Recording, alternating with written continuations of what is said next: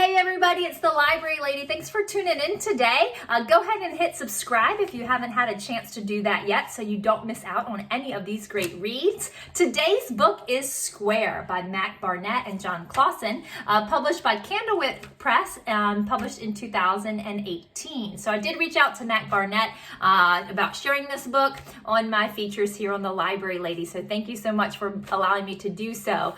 This is a fabulous story. It lends itself to a lot of opportunities to do some writing, some character development, and then of course things about shapes as well. So we'll take a look at some activities that you may want to try out at home.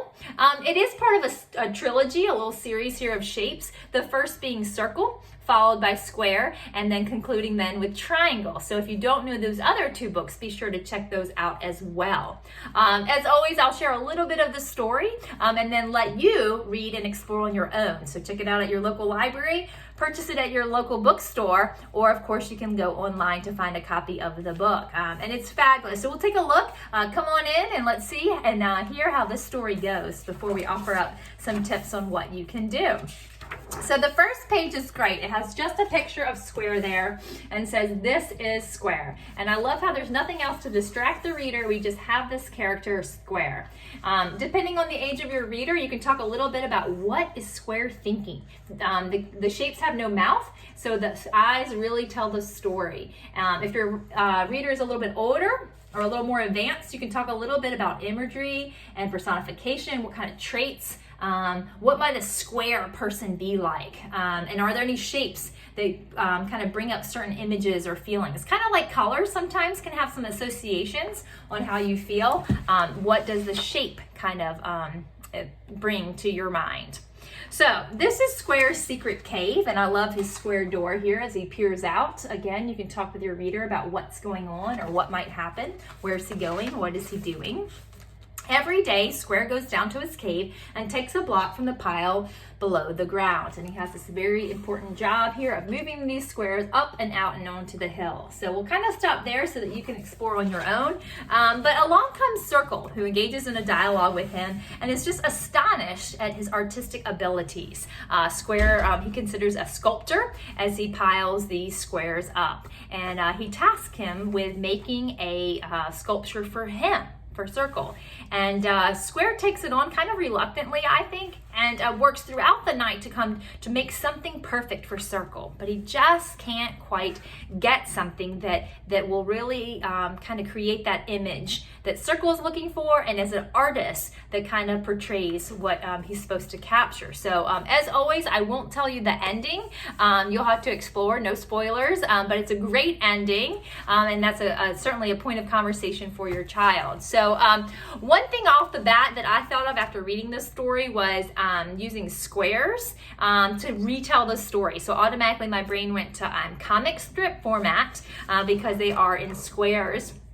And so here I just print it from Teachers Pay Teachers, my comic strip, it says, and has 6 boxes. And you could go ahead and retell the story in six boxes. If you wanted to take more of a kind of creative writing approach, you could have a new twist on the story, an alternate ending. You could have your child come up with another shape and tell a little story or adventure about them. So a lot of opportunities for writing just by using the square format. And that was kind of a way to draw in the connection to squares.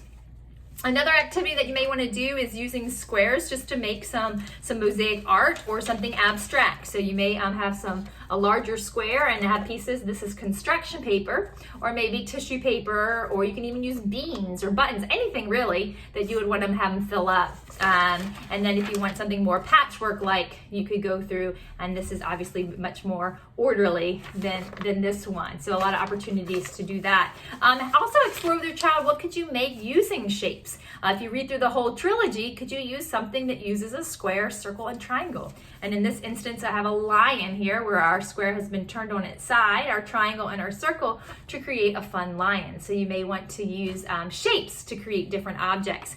Going along with that same theme, I have a rectangle here that's made a little person. So using just rectangles. Again, stick to one shape or include all 3 shapes, or as many shapes as your child can think of.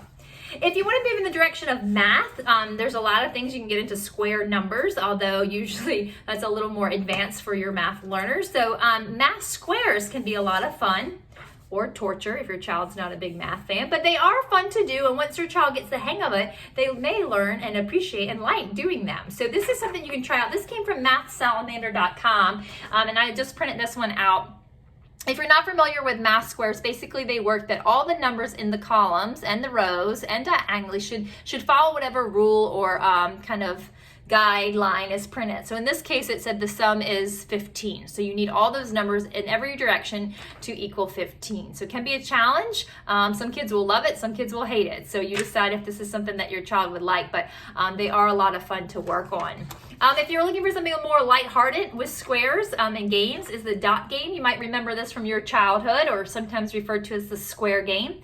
You take turns. One person draws a line, and then another person draws a line, and you start to go through each side. And once all 4 sides are completed to make a square, you put your initial or color code in there to mark that's yours, that you completed the square. And then you continue until no more plays can be done, and then count up the number of squares created. And then the winner then is declared, whoever has the most squares. You can also use tangrams. It's a good opportunity to talk about how different shapes can be used to create a square. And so if you're not familiar with tangrams, there's the pieces, I have them all in this little bag here, where you turn them and all the pieces are 7 in them. And it's a Chinese math activity that you can do. You can also do some painting. I didn't cut up any sponges, but blocks or sponges could be good to paint with, and you could use paint instead of using construction paper.